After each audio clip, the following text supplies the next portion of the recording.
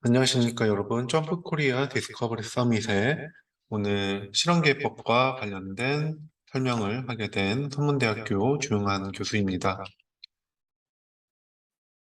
네, 제가 오늘 여러분들께 소개시켜 드릴 내용은 점프를 활용한 고급 실험계획법입니다. 네, 먼저 우리 점프 그리고 실험계획법 이런 것들이 제조산업을 중심으로 한번 어느 정도 관련성이 있는지 확인을 해보도록 할게요. 제품을 개발한다는 것은 맨 처음에 제품의 가치 평가를 진행을 하게 될 것입니다. 그래서 기술에 대한 가치 평가를 진행하고 나서 그 이후에 기술이 어느 정도로 성숙될 것인지 또는 예측이 어느 정도 수요 예측이 있을 것인지 이런 것들을 파악을 하게 될 것이고요. 수요가 어느 정도 예상이 된다라고 생각이 되면은 이 시장은 어떠한 특성이 있을 것인지를 파악을 하게 되겠지요. 그리고 나서 시장에 대한 어떤 이해가 증가된다라고 하면은 그 이후에 실제 제품을 만드는 단계를 진행할 겁니다. 제품을 개발하기 위해서는 먼저 제품에 해당하는 외형적인 특성 또는 제품 자체의 디자인을 분석을 하게 될 것이고, 그리고 나서 이 제품을 만들기 위해서 공정을 어떻게 디자인해야 될 것인지 프로세스 디자인을 진행하게 될 것입니다. 이러한 부분들은 우리가 오프라인 퀄리티 컨트롤이라고 이야기할 수 있죠. 실제 제품을 생산하기 전에 제조 산업에서의 품질을 확인하고 분석하고 조건을 조절하는 그런 단계가 될 것입니다. 이러한 단계를 통해서 실제 양산이 가능한 제품의 설계가 완성된다고 하면은 그것들을 실제 생산을 하게 될 것이고요. 이러한 생산 단계에서 생산이 잘 되고 있는지 그렇지 않은지 그러한 모니터링을 위해서 프로세스 모니터링을 진행을 하게 될 것입니다. 프로세스를 진행하게 되고 난 이후에 얻어진 실제 제품에 대해서 시장에 출고가 가능할 것인지 신뢰성 분석을 진행하게 될 것이고요. 신뢰성 테스트를 마무리한 제품에 대해서는 우리가 고객에게 제품을 납기하고 고객은 이 제품에 대해서 어떻게 생각할 것인지 고객 관계 경영을 진행하게 될 것입니다. 이렇게 하나의 사이클이 지나고 나서 이후에 해당하는 제품은 어떠한 특성이 있을 것인지, 현재 기술의 가치는 어떻게 평가될 것인지를 다시 한번 확인하는 단계가 될 것입니다. 이러한 내용들을 보면 먼저 수요 예측에서는 타임 시리즈, 시계열 분석이 진행하게 되고 마켓 분석을 위해서는 텍스트 마이닝이라고 하는 내용, 프로세스, 프로덕트 디자인을 강건하게 만들고 최적의 조건 설계를 위해서 디자인 오브 익스페리먼트를 진행하고 나왔고요. 그 이후에 양상 단계에서는 우리가 프로세스 컨트롤 또는 다양한 고급 기법들을 바탕으로 프로세스를 모니터링, 감시하게 될 것입니다. 이후에 만들어진 제품에 대한 신뢰성 분석을 위해서 생존 분석에 해당하는 내용, 이후에 고객이 어떠한 제품의 만족도 또는 불만 사항이 있는지 파악하는 분석을 진행하게 될 것이죠. 이렇게 회색 박스에 이야기한 타임 시리즈, 텍스트 마이닝, DOE, APC, 서바이벌, 데이터 마이닝, 다양한 기법들이 점프해서 활용할 수 있는 영역이다 라고 생각을 합니다. 이러한 내용들 중에서 점프에서 가장 파워풀한 기능이라고 저는 생각하고 있는 DOE에 대해서 한번 알아보도록 하겠습니다. 실제 현장에서 연구개발 단계 또는 제품의 퀄리티를 올리기 위해서 실험 설계를 많이 진행하게 되는데요. 이 실험이 어떠한 특성들이 있는지를 파악하는 것이죠. 먼저 실험이라고 하는 부분은 우리가 실험의 대상이 어떤 처치를 하여 나온 자료에 대해서 우리가 새로운 결정을 얻게 되는 과정이다라고 이야기할 수 있고요. 실험이 왜 필요하냐를 보면 먼저 중요한 우리 인자가 무엇인지를 파악하는 것 또는 특성치와 우리가 컨트롤할 수 있는 주요 요소들이 어떠한 관계가 있는지를 펑션 또는 모형을 추출하는 과정. 가장 관심이 있는 것은 아무래도 반응 변수 우리의 아웃풋을 가장 최적으로 만들기 위해서 인자들의 조건은 무엇이 되어야 할 것인지에 대한 내용으로 실험이 필요할 것이다 라고 생각을 합니다. 그리고 이러한 실험을 적은 수 또는 고비용을 내리고 실험의 시간을 단축하기 위해서는 우리는 실험계획법이라고 하는 내용이 필요하게 되는 것이죠. 실험계획의 종류는 일반적으로 5가지 정도 분류를 할 수 있을 것 같아요. 저의 생각이지만요. 먼저, 실험에 해당하는 제약 조건이 없고 시간과 비용에 대해서 제약 조건이 없다라고 할 경우에는 아마 완전 요인 실험법, 풀 팩토리얼 디자인을 통해서 가장 기본적이지만 파워풀한 실험 계획을 진행할 수가 있겠죠. 이를 통하여서 주효과 그리고 고차항에 해당하는 상호작용 효과도 독립적으로 모두 얻어낼 수 있는 장점이 있습니다. 하지만 일반적인 상황에서는 실험의 시간이나 비용이 아주 제한되게 되겠죠. 그런 경우에 활용할 수 있는 것이 바로 Fractional Factorial Design이라고 할 수 있습니다. 다시 얘기해서 요인들의 고창의 조합, 상호작용 효과를 이야기하겠죠. 이런 것들을 추정하지 않으면서 적은 수의 실험을 수행하겠다. 나는 상호작용 효과는 일부만 파악하고 주 효과를 파악하는 것이 더 중요하다. 적은 수의 실험으로요. 그런 경우에 사용할 수 있는 것이 부분 요인 실험법이다. 또는 팩터가 너무 많은 경우에 사용할 수 있는 방법이 될 수도 있습니다. 반응 변수와 실험 조건들의 내용들에서 최적의 조건이 무엇인지를 파악하기 위해서는 우리는 반응 표면 분석법이라고 하는 부분을 활용할 수가 있겠고요. 최적의 설계 조건을 파악하기 위해서 대부분 요인들은 연속형 변수를 파악하게 됩니다. 그리고 단순한 주 효과만 파악하는 것이 아니라 2차 항에 해당하는 조건들, 요인들의 효과의 유의성 여부를 파악하게 되는 것이죠. 어떤 경우에는 제조 양상 과정에서 강건한 실험 조건을 파악하기 위해서 다국지 계획을 할 수가 있겠죠. 이 경우에는 실험의 요소와 환경 요소들을 모두 다 고려해서 로버스트 디자인을 만들 때 활용하게 될 것이고, 다국지 설계에서는 망목, 망소, 망대 특성에 해당하는 리스폰스의 값을 변환시키는 것을 진행하기도 합니다. 많은 공정에서 활용하지는 않지만 특정 공정들 또는 화학 공정이 대부분 예시가 될 것 같아요. 어, 요인들의 혼합 비율에 관심이 있으면서 최적의 혼합 비율을 찾고자 할 경우에는 우리가 믹스처 디자인, 혼합물 실험 설계를 진행하기도 합니다. 또한 앞에서 이야기했었던 5가지에 해당하는 내용들이 얽히고 설켜 있거나 또는 다양한 제약 조건 및 실험의 수를 고려하면서 우리가 원하는 효과를 효율적으로 추정하기 위해서는 사용자 설계라고 하는 실험 계획이 필요하게 됩니다. 이 커스텀 디자인이라고 하는 용어는 아마 점프에서 제안하는 그런 실험 방법 계획이다라고 이야기할 수 있을 것 같네요.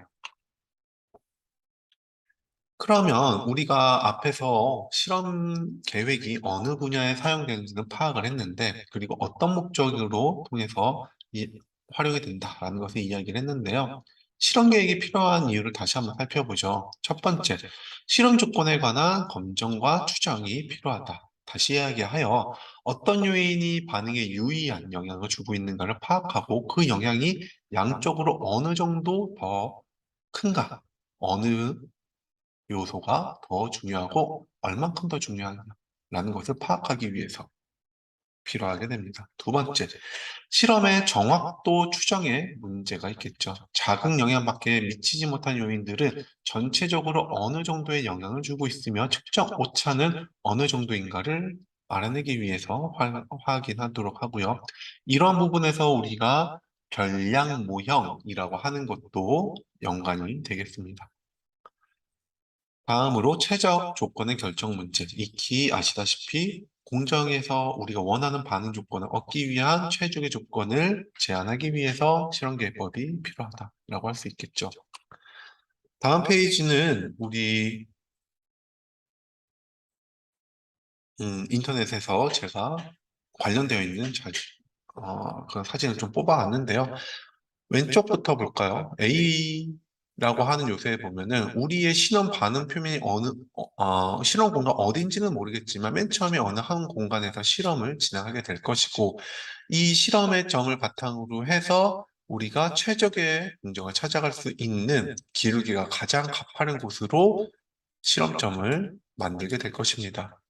그것을 통해서 이 세 실험점 중에서 어느 부분이 가장 적절할 것인지를 파악하게 되고, 거기에서 다시 실험을 하게 되고, 다시 3점 스플릿을 진행하면서 어느 조건이 더 좋지? 다시 파악하게 되고, 이러한 조건들을 반복을 해가면서 가장 좋은 조건이 어딘지를 파악하는 것이 실험계획을 통해서 목표치를 추정하는 방법이다라고 할 수 있겠고요. 추정과 검정의 측면에서는 우리가 이러한 반응 표면 또는 y와 연관되는 f, x라고 하는 함수식을 만들었을 때 이 함수식이 얼마만큼 x들의 영향력,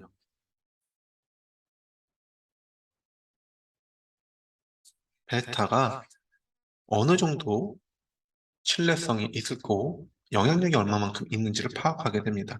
일반적으로 베타라고 하는 추정치를 하나의 점 추정치로 우리는 실험계획법이나 기타 회계분석에서 많이 파악하고 있는데요. 점프 또는 다양한 통계 패키지를 파악을 해보면 이 베타들의 신뢰 구간도 우리가 얻어낼 수 있습니다. 이러한 내용을 파악하면은 Y에 해당하는 리스폰스 변수가 어느 정도 값을 그 신뢰 밴드를 가지고 있을지도 파악을 해볼 수가 있겠죠. 물론 베타들의 신뢰 구간뿐만 아니라 Y 자체에 해당하는 신뢰 구간도 얻어낼 수가 있고요. 이것을 바탕으로 해서 다양한 그룹들에서의 유의한 차이가 있는지 없는지도 파악할 수가 있는 거죠. Y 첫 번째 변수와 Y 두 번째 평균 집단의 차이가 유의한가 이런 것들을 파악을 해볼 수가 있습니다. 기초적인 실험계획법을 다시 한번 보면은 우리는 총 변동, 서머 스퀘어 토탈이라고 하는 총 변동을 요인과 에러로 나누게 되겠습니다. 서머 스퀘어 팩터, 그리고 서머 스퀘어 에러를 더하면은 서머 스퀘어 토탈이 되는 것이고요. 이 요인들의 구성을 한 개에서 여러 개로, 두 개, 세 개, 여러 개, 또는 제곱항에 해당하는 형태로 우리가 요인의 효과를 추정하게 되는 것이지요.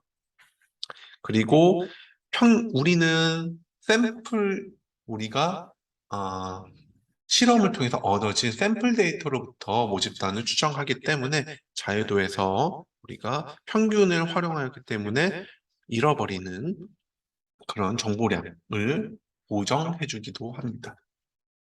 또한 제곱합이라고 하는 부분은 우리가 어떤 기준을 바탕으로 하여서 어느 정도 차이가 있는지를 파악을 하는 거죠. 예를 들어서 총 변동이라고 하는 거는 y의 평균에서 실제 y의 값들이 어느 정도 변동이 있는지 파악하는 것인데 이러한 것들은 실험의 개수에 따라서 이 변동량이 매우 차이가 나게 되겠죠. 그런 것들을 보정하기 위해서 자유도로 나눠서 우리는 평균 제곱, 민스퀘어에 해당하는 값을 만들게 됩니다. 그리고 나서 이 평균 제곱의 비율로서 F 통계량을 만들게 되고 이 F 통계량을 바탕으로 하여서 H0와 H1 가설 검정을 진행하게 되는 것이지요. 예를 들어서 가설 H0는 MSA는 MSE와 동일하다라는 거게 됐고요. MSA는 MS 이보다 크다라고 하는 것이 대립가설이 되겠습니다.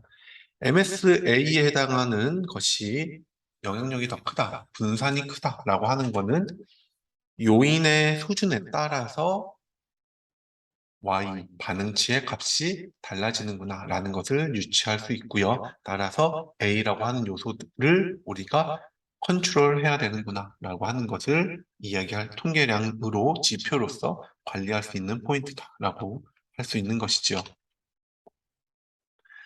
아까 이야기했듯이 실험계법을 통해서 얻어지는 결과로 우리는 검추정을 진행할 수 있습니다.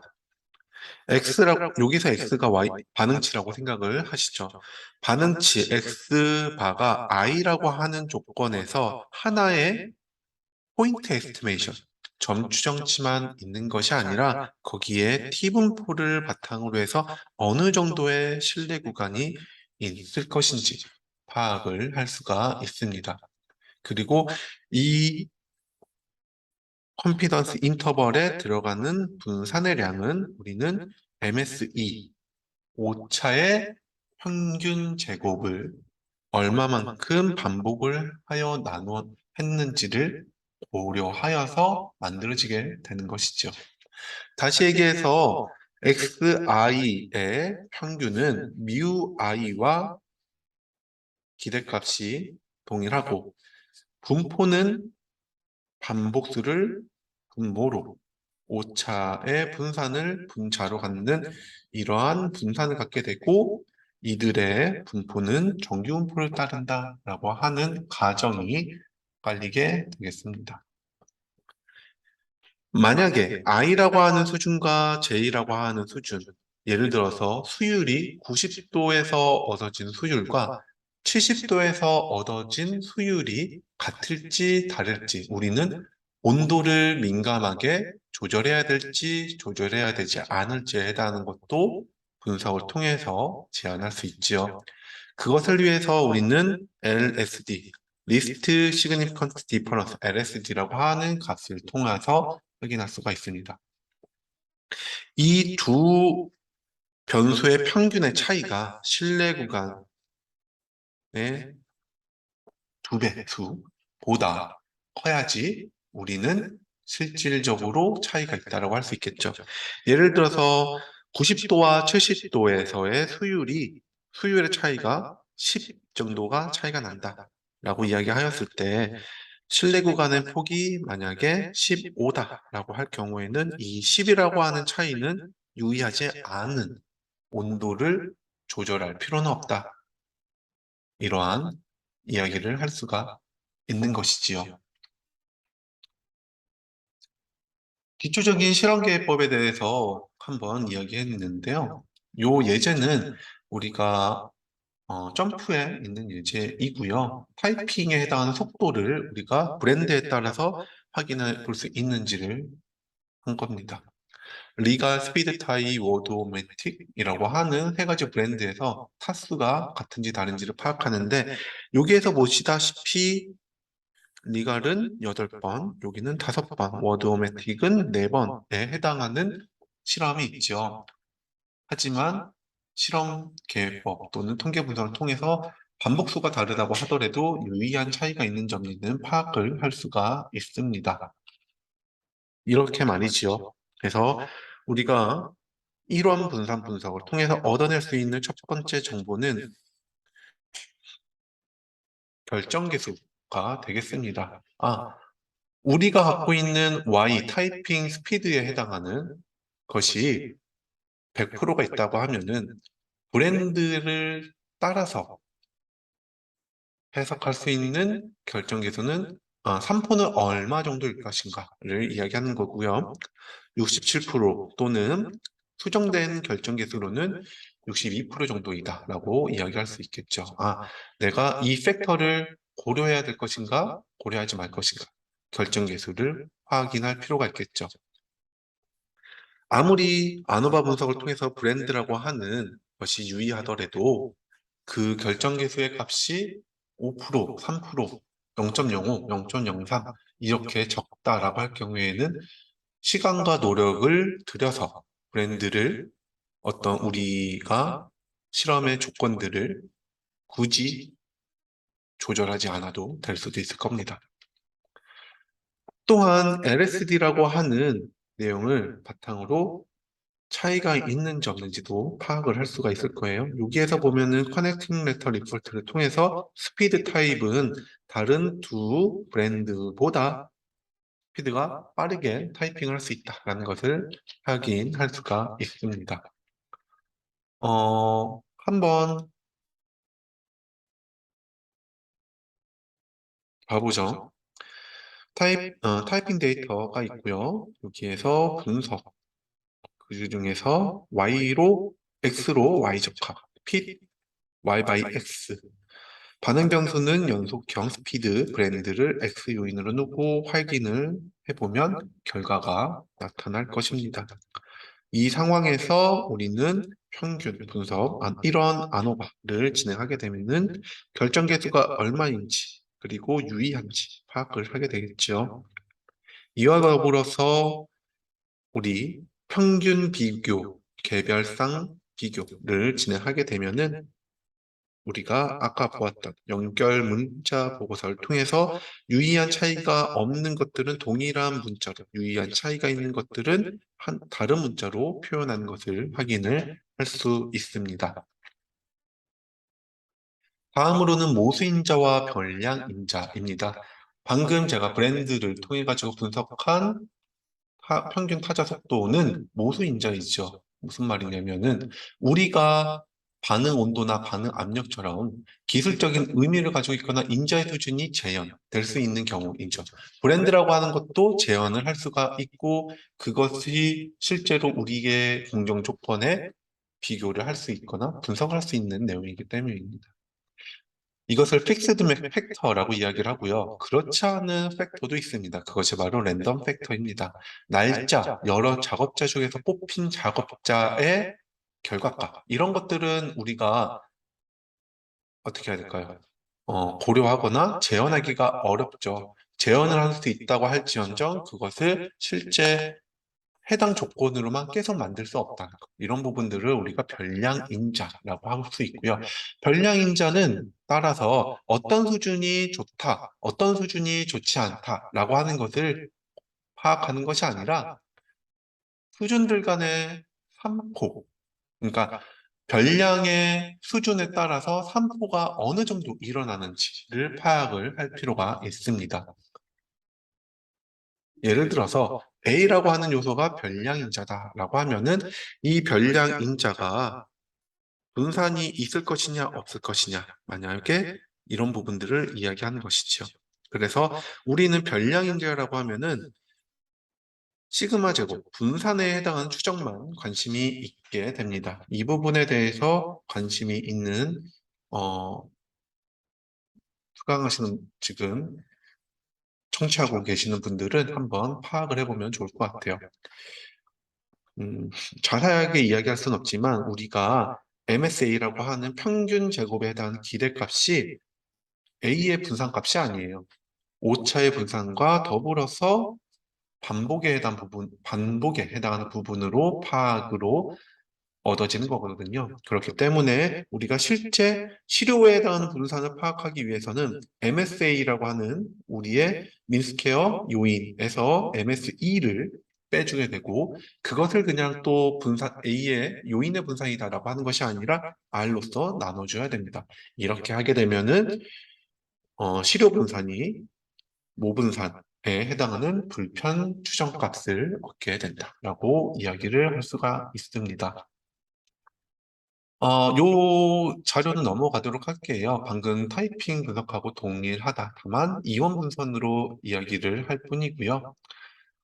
요거는 이제 스냅드래곤이 아마 저는 그 반도체 그 시스템 IC 그 CPU 칩 중에 하나라고 모바일 칩 중에 하나라고 생각했는데 금원초라고 하는 어떤 식물의 이름이기도 합니다. 네. 그래서 토양에 따라서 차이가 있는지 없는지 본 건데, 불락을 한번, 토양에 해당하는 것도 중요하지만, 불락이라고 하는 변수가 있으면, 불락은 어떤 의미가 없거든요. 이 의미에 따라서, 어느 정도 Y의 산포의 비율이 있는지를 파악을 해볼 수도 있습니다. 네. 이 경우에 우리가 블락을 랜덤 팩터로 이야기를 하게 되면은 실험계획법에서 분석 모형인 메소드가 REML이라고 하는 형태로 파악이 바뀌게 되고요. 그걸 통해서 우리의 변량 요인들의 분산이 어느 정도 있는지를 예측을 해볼 수 있습니다. 제가 감기가 걸려가지고 발표가 매끄럽지 않은 점 양해 부탁드릴게요.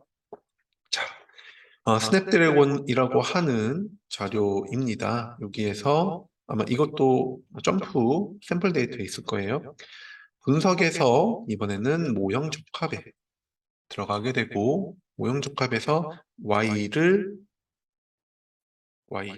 블락을 모형 효과에 넣는데 그냥 넣는 것이 아니라 속성이라고 하는 부분에서 임의 효과 랜덤 이펙트로 이것을 정의를 하게 됩니다. 그리고 나서 실행을 누르게 되면은 우리가 블락이라고 하는 요소가 어느 정도의 분산을 가지고 있을지를 파악을 하게 되는 것이죠. 총 분산 중에서 20%에 해당하는 것을 가지고 있구나라는 것을 우리가 파악을 할 수가 있습니다. 우리가 조절할 수 없는 요소가 어느 정도의 분산을 만들고 있는지 파악하는 것도 공정의 강건성을 파악하는데 중요한 지표다라고 할 수가 있겠지요. 이런 분산, 이온 분산, 이런 것들을 넘어가게 되면은 우리가 다운 실험계획법을 하게 됩니다. 다운 실험계획법에서 중요한 내용 중에 하나는 바로 플링이라고 하는 거겠죠. 만약에 유의하지 않은 변수들이 있다라고 하면은 그것들을 포함해서 계속 모형을 해석하는 것이 아니라 교호작용으로 오차를 처리하게 되는 것이죠. 교호작용을 다시 말씀드릴게요. 풀링은 유의하지 않는 요소들을 오차로 처리하는 것인데 그것이 상호작용 효과 또는 주효과일 수도 있겠죠. 대부분 상호작용 효과이기를 바라는 형태고요.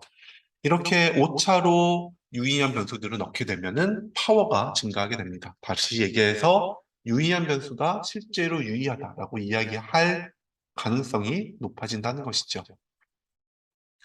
3원 배치를 바탕으로 평균을 추정할 때 보면은 아까는 우리가 MSE에다가 R이라고 하는 반복수로 이론 배치해서 파악을 하게 되었는데 지금은 MN, LN, LM과 같이 파악하고자 하는 요소 이외의 내용들을 반복이 없을 경우에는 반복의 요소들의 수준의 다른 요소들의 수준이 반복으로 처리된다라는 것을 확인할 수가 있습니다.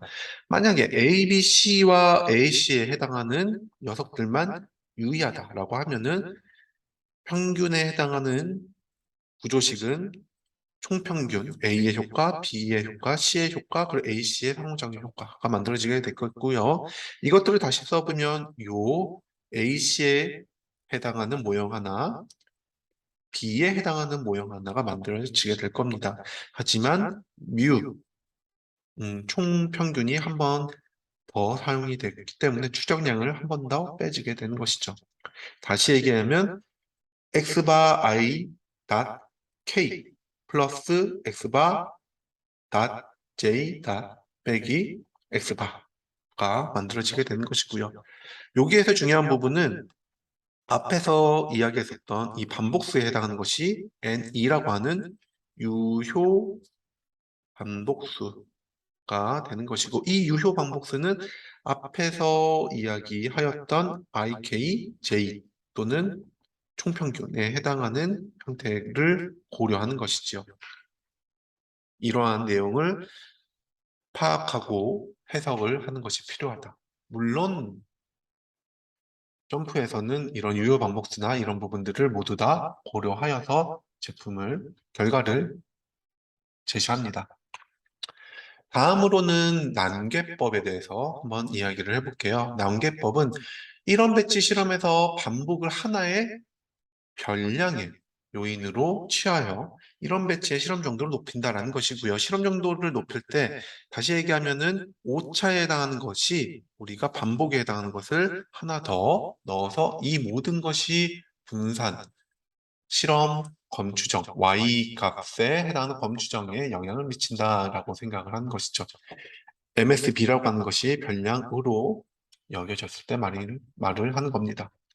분할법이라고 하는 부분은 우리가 A라고 하는 요소와 B라고 하는 요소를 완전하게 랜덤하게 정의할 수 있다고 하면 좋은데 그렇지 않고 부분적으로만 랜덤하게 만들고자 할 때 활용하는 법입니다.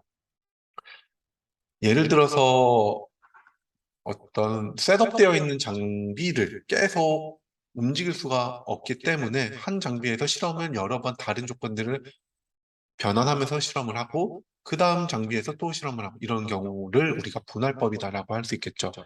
다시 얘기하여 분할법은 실험 순서를 완전 랜덤화하지 않고 단위를 나누어서 실험을 하는 것이다 라고 할 수 있습니다. 단계법의 예제를 한번 보면 세 가지 다른 품종의 벼의 수확량을 파악을 할 때 요인은 품종이 되겠고 수준도 세 가지 수준이 있다라고 A, B, C라고 하는 보드. 그리고 세 곳의 재배지가 있다라고 했을 경우에 이 세 곳의 재배지에 따라서 벼의 수확량을 파악을 했을 때 한 군락 내에서 배치를 랜덤하게 진행을 하는 것이죠. 이러한 경우에 우리가 난개법을 통해서 분석을 해볼 수가 있고요.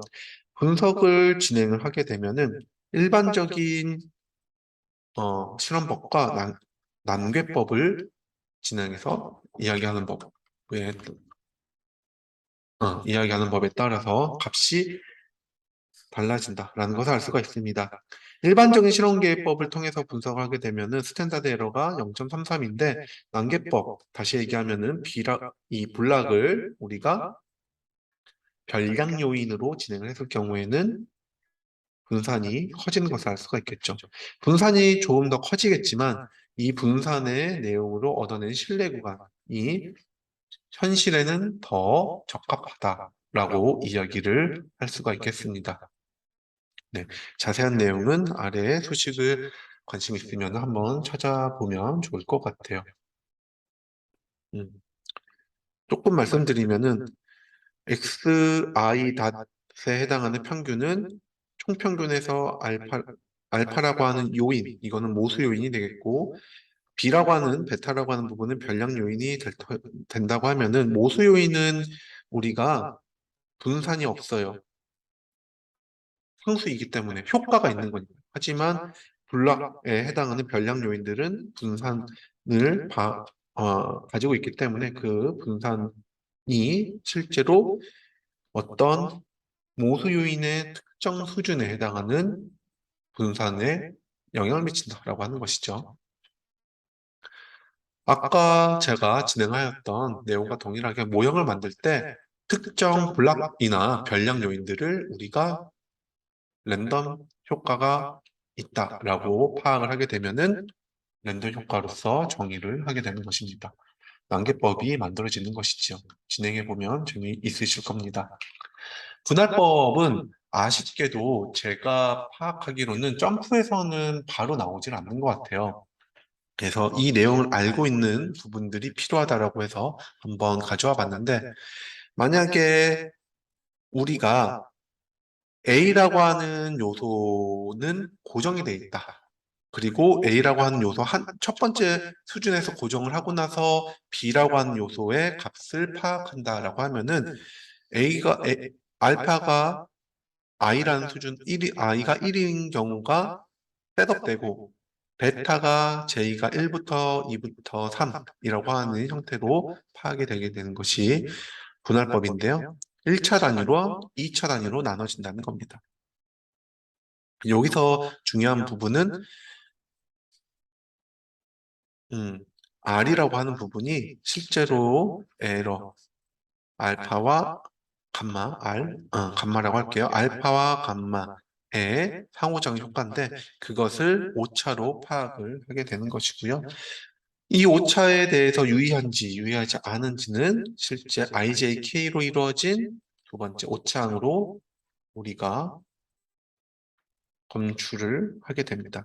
다만 이러한 부분들이 아까 말씀드렸듯이 점프에서는 파악을 할 수가 없기 때문에 이러한 전통적인 분할법에 해당하는 아노바 테이블을 만드셔서 분석을 할 필요가 있습니다. 그렇게 어렵지는 않죠. 그냥 이 p-value를 측정을 할 때 아마 일반적인 분석을 통하면은 이 E2라고 하는 에러로 요놈들을 모두 유의성 검정을 할 터인데 이렇게 하는 것이 아니라 이렇게 분석 그리고 1차 단위는 또 에러 첫 번째로 유의 수준을 파악하는 것이다 라고 생각을 하시면 될 것 같아요. 다음은 사용자 설계법에 해당하는 부분입니다. 점프에서는 좀 더 유연하고 실제 실험 연구 환경에서 활용 가능한 기능을 커스텀 디자인으로 만들었어요. 특히 혼합물 실험의 경우 전통적인 실험에서는 이를 설계하는 옵션이 많고 어려운데 커스텀 디자인에서는 매우 쉽고 빠르게 설계할 수 있다는 것이지요. 혼합물 실험 계획 예를 한번 보면 A, B, C라고 한 요인이 조성비를 구하고자 했을 때 A가 20%, B가 50%라고 지정이 되었다고 하면은 C는 자동적으로 30%에 해당하는 비율을 가지게 됩니다. 이런 것들을 고려한 것이 혼합물 실험 설계인데 만약에 혼합물 요소와 다른 연속형 또는 노미널 실험 요소가 있다라고 하면은 우리는 믹스터 디자인 with other factor를 해야 되는데 이런 것들을 커스텀 디자인을 할 수 있습니다. 또한 혼합할 수 있는 비율에 또는 제약이 있거나 어떤 특정 비율로만 우리가 설계를 해야 된다라고 하면은 컨스트레인트 설계나 코베리에이시라고 하는 분분산 분석을 통해서 제안을 해볼 수가 있을 겁니다. 네, 일반적인 커스텀 디자인을 통해서 믹스처 팩터와 노멀 팩터를 같이 제안한 내용 한번 보여드리도록 하지요. 예를 들어서 점프에서 DOE의 커스텀 디자인, 요인 설계에서 혼합 모형, 세 가지 요인은 혼합 모형이다. 나머지 두 개는 범주형이다. 라고 하고, 첫 번째 요소는 최고가 30%만 돼야 되고, 두 번째 요소는 최고가 50%까지 될 수 있고, 세 번째 요소는 최저가 10% 이상은 돼야 된다. 두 번째 요소는 0에서 50% 이렇게 만든 다음에 실험을 만들게 되면은 우리가 최소값과 기본값 통해 가지고 얼마만큼의 실험을 만들 수 있을지를 제한을 할 수가 있습니다. 이 상황에서 설계 생성을 하게 되면은 우리는 믹스터 디자인과 노미널 팩터를 고려한 실험 설계를 만들어 낼 수 있다라는 것이지요. 이렇게 X1, 2, 3의 합은 모두 다 1로 만들어진 것을 알 수가 있고 이들의 범위는 아까 요인에서 범위의 값을 지정한 내용으로 만들어지게 될 겁니다. 사실 이번에는 코베리에이시라고 하는 것을 고려한 경우입니다. 만약에 어떠한 경우에 X1, 2, 3라고 하는 세 가지 요소들이 우리는 특정 요인으로만 정의를 할 수밖에 없다라고 하는 것이 정의되어 있다고 하면은 이것들을 실험 설계를 통해서 제한받을 수는 없겠죠. 우리가 실험을 할 수 있는 조건들만 해야 되니까요. 이러한 것을 우리는 곤변량이다라고 정의를 해볼 수가 있습니다.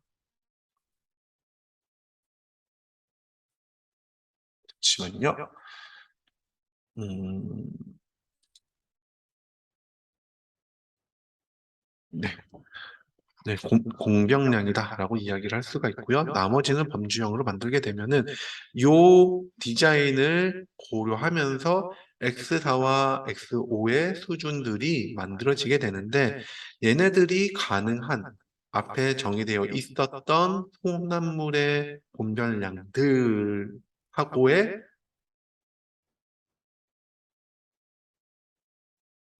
코릴레이션 도 최소화시키도록 만들게 되는 것이죠. 한번 보도록 하겠습니다.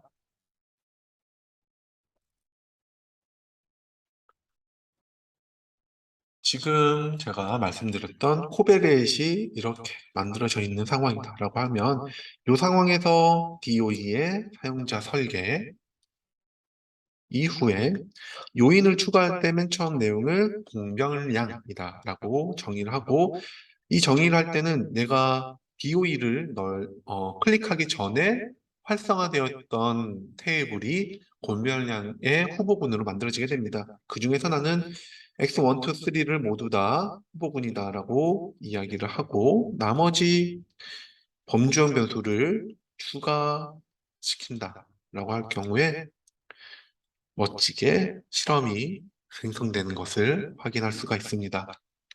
믹스처 디자인이라고 이야기를 할 경우에 나는 점프해서 제안하는 방법들이 문제가 되는데? 라고 할 경우에 이야기할 수가 있어요. 자, 이런 식으로 지금 경고가 나타나는 것이 모형 추정에서 X1, 2, 3를 모두 넣었기 때문이에요. 얘네들을 항을 제거하고 설계를 해야지 X1, 2, 3는 지금 공병량으로 만든 것이잖아요. 그쵸?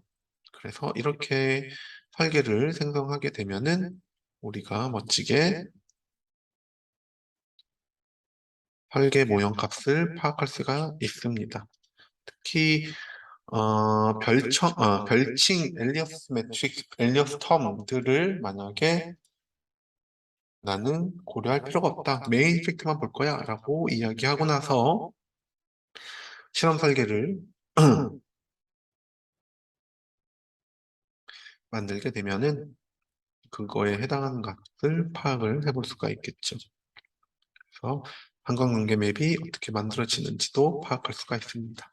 네, 이 정도로 우리가 사용자 설계를 통해서 우리가 이전에 정해져 있던 우리가 건들 수 없거나 특정 조건으로 정의되었던 그런 변수를 고려한 실험 설계도 사용자 설계를 통해서 진행할 수 있다.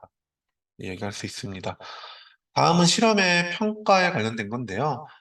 실험의 평가 같은 경우에는 여러분들 한 가지 제가 실험 조건을 만들고 나서 내용을 잠깐 볼까요? 실험을 설계하게 되면 우린 설계 평가로 검정력을 분석을 할 수 있거나 설계 공간 비율을 본다거나 예측 분산 프로파일을 본다거나 별칭 행렬이나 설계 진단에 해당하는 것들을 파악할 수가 있습니다. 이거에 대한 지금 설명을 드리려고 하는 겁니다. 먼저 상대 예측 분산은 y값이 없는 상황에서 x들의 조합으로 파악된 분산을 이야기하는 것이고요. 이 값이 낮으면 낮을수록 좋다라고 이야기할 수 있겠죠. estimation efficiency 같은 경우에는 각 요소들의 신뢰 구간과 추정 오차를 이야기하는 것이고요. 이 값 역시 우리 신뢰 구간이 적을수록 우리가 정밀하게 실험의 y값을 잘 예측할 수 있다고 얘기할 수 있겠지요. 그렇기 때문에 이 신뢰 구간 관련된 추정 오차는 작으면 작을수록 좋다라고 할 수 있고 파워 어널리시스 같은 경우에는 검정력을 이야기하는 것이고 만약에 내가 어떤 변수가 유의하다라고 했을 때 유의하는 것을 실질적으로 파악할 수 있겠느냐라는 것을 이야기를 합니다. 이 검정력을 파악하기 위해서는 베타의 값이 정의져야 되고 알파 리스크의 값이 정해져야 되는데 실험 계획법을 하면 대부분 실험의 값들이 코딩 변수잖아요. 그러니까 0, 1, 마이너스 1 이런 식으로 코딩이 되어 있기 때문에 우리가 파악하고자 하는 코에피션트를 1이라고 할 경우에 알파 리스크 0.05를 디폴트로 하여서 실제 요소들이 요인의 효과들이 우리가 파악할 수 있을지 없을지를 파악하는 것이 검정력이다. 그리고 디자인 진단은 실험의 진단 평가를 이야기를 하는 것이고요. D efficiency, G efficiency, A efficiency가 있는데 D efficiency는 회기 개수의 신뢰 구간을 최소화하기 위한 실험 설계로서 어느 정도 만족을 하느냐. G efficiency는 최저 예측 분산의 최소화를 이야기하는 것이고요. 그러니까 y-값의 예측 분산은 어떻게 하면 가장 줄일 것이냐. A efficiency는 회기 개수의 평균 분산을 최소화한다는 것이고 따라서 G efficiency를 파악을 할 것인지 또는 D나 A efficiency를 파악을 할 것인지를 이야기를 해야 되는데,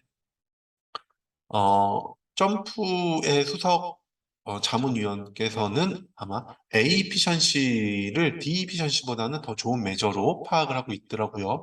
여러분들도 G efficiency를 통해서 만약에 내가 반응 표면 분석하겠다. 최적의 조건에서의 Y 값의 추정에 관심이 있다라고 하면은 G efficiency를 바탕으로 한 실험 설계를, 만약에 나는 스크리닝 디자인이나 요인의 효과를 조금 더 정밀하게 추정하고 싶다라고 할 경우에는 A efficiency에 해당하는 지표를 파악을 해야 됩니다. 모두 다 가장 큰 값이 100이고 이 작은 값은 0입니다. 예를 들어서 두 실험 평가를 진행을 하여서 검정력이 어떠한 것이 더 클 것인지, 또는 네, 지금 여기 이 그림을 바탕으로 이야기를 해보면 커스텀 디자인 1번하고 2번이 있는데 X5에 해당하는 부분, X4, X5에서 지금 어느 정도 검정력의 차이들이 있겠지요. 네, 이런 부분들을 파악으로 우리가 이야기를 해볼 수 있겠습니다. 또는 나는 D, G, A에 해당하는 효과를 바탕으로 첫 번째 디자인이나 두 번째 디자인 무엇이 좋은지를 파악을 해보겠다는 것이고요. 설계 진단에서 보면 커스텀 디자인 1이 상대적으로 커스텀 디자인 1의 상대적인 커스텀 디자인 2의 효용도를 보면은 DGA 모두 다 아주 조금의 값이지만 커스텀 디자인 2가 더 좋은 디자인이다라는 것을 이야기하고 있네요. 이런 것들을 바탕으로 다양한 실험을 만들었을 때 무엇이 더 좋은 실험인지를 제안하면 좋을 것 같습니다. 내용이 길어졌습니다. 마무리 간단하게 해보도록 하겠습니다. 연구개발, 우리가 최적의 조건을 찾는다, 또는 공정이나 프로덕트의 디자인 설계를 하겠다라는 부분에서 실험 설계로 베타에 해당하는 추정, Y 값의 추정, 또는 최적의 조건을 파악하기 위해서 실험계획법을 만들어내겠습니다. 따라서 실험계획법에서 획득할 수 있는 정보는 요인 효과들의 신뢰 구간, 반응값의 신뢰 구간, 그리고 이 반응값의 신뢰 구간을 바탕으로 각 요인의 수준에 해당하는 반응값의 차이가 유의한지 유의하지 않은지도 파악을 할 수가 있고요. 모수인자와 변량인자에 따라서 우리는 신뢰 구간이라고 하는 것이 차이가 날 수 있구나라는 것을 확인할 수가 있습니다. 다양한 실험계획법을 만들어낼 수 있고, 난계법은 하나의 모수 요인과 하나의 변량 요인으로 구성되어지는 것. 지분법은 완전 랜덤 실험이 아닌 경우에 만들어낼 수 있는 것. 또한 아주 유용하게 자유도가 높은 실험 설계인 커스텀 디자인을 만들어낼 수도 있습니다. 실험에 대한 평가는 오늘 너무 빠르게 다루긴 했는데요. 렐러티브 프리딕션 베리언스가 가장 낮은 수준의 실험 상대평가를 할 수가 있을 것이고, 에스티메이션 이피션시를 바탕으로 해서 신뢰 구간이 적은 것, 검정력이 높은 것, 설계 진단의 값이 100에 근접한 것, 이런 것들이 좋은 디자인이라고 할 수가 있겠습니다. 디자인을 하나만 만든다고 하면 디자인 평가가 필요가 없겠지만 여러 개의 디자인 을 만들어낼 수 있다라고 하면은 디자인 평가를 만들 필요가 있습니다. 디자인 평가도 DOE의 메뉴 중에 진단 설계, 디자인 설계 평가에 해당하는 부분으로 우리가 확인할 수가 있을 거예요. 네, 이상으로 이번 점프 코리아 2022 디스커버리 서밋 고급 실험 계획법과 관련된 내용을 마무리하도록 하겠습니다. 감사합니다.